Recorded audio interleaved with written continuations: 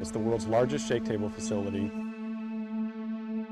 and it can hold buildings weighing up to 2.5 million pounds. The table moves in all 3 directions simultaneously. It's the first wood building of this size that's ever been tested.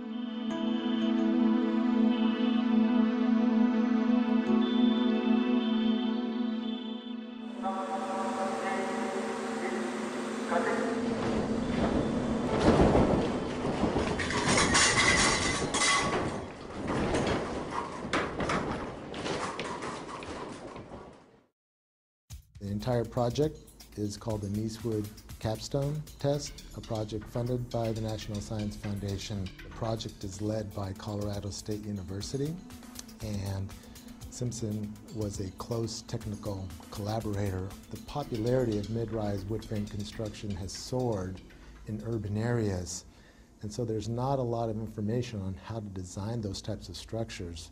So the information gathered from this testing is going to be absolutely critical. The condominium tower was built as a actual condominium would be constructed with 23 1- and 2-bedroom living units. We're testing a 7-story, 23,000 square foot, 800,000 pound building in 3 dimensions. This collaboration with all the folks involved is really going to culminate in a test that's going to show how our products perform in a very severe seismic event. The forces of an earthquake on a structure of this size create a lot of secondary forces inside of the building, and the only way to hold those forces together is with connectors such as the ones that Simpson Strong Tie makes and provides. In this building, we have a wide variety of Simpson Strong Tie products, from large hold-down rods that run 7 stories up to the roof, known as ATS, or Anchor Tie-Down System. We have a number of shear transfer elements in here, and straps and the floor plates to help tie the floor plates to the shear walls. In short, we're building what we call a complete load path. This building, the Niecewood Capstone building, is designed using a performance-based seismic design philosophy. It's a method to design specifically for, or explicitly maybe, for performance of the building. We don't just design a component or an assembly. We actually design it all together, and then we check it. And performance-based design allows us, if we know enough about how the building reacts, to actually select what level of damage we want to see in the building during an earthquake. We're doing a series of tests on this structure so that we can incrementally increase our knowledge as to how the building is responding at different levels of shaking. We're not only going back and forth, side to side, but we're going up and down as well. So we're getting all of the vertical accelerations and lateral accelerations exactly like that Northridge earthquake, but times 1.8. There's approximately 300 sensors in the building, measuring everything from movement to force to acceleration.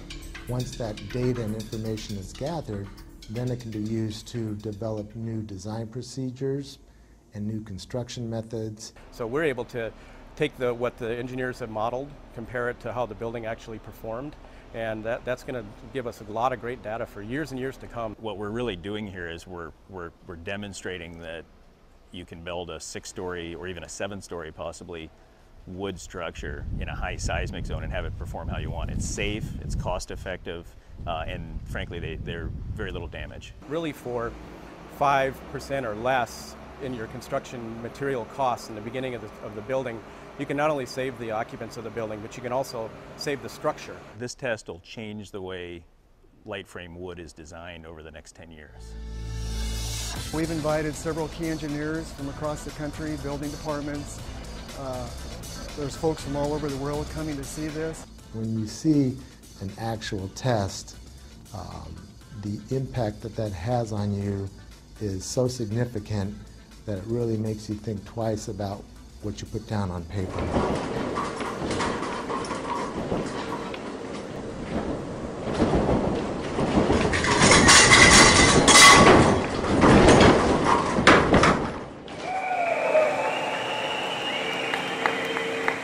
Everything in it worked.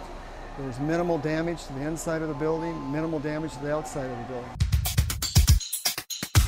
I would say that this testing really does validate the performance-based design concepts developed at the various universities involved in this project. It's phenomenal that we can have a test of this size and magnitude of a building like this and actually get some real test data. Simpson never forgets, and they're always trying to make sure that they're really providing what the structural engineering and construction community needs.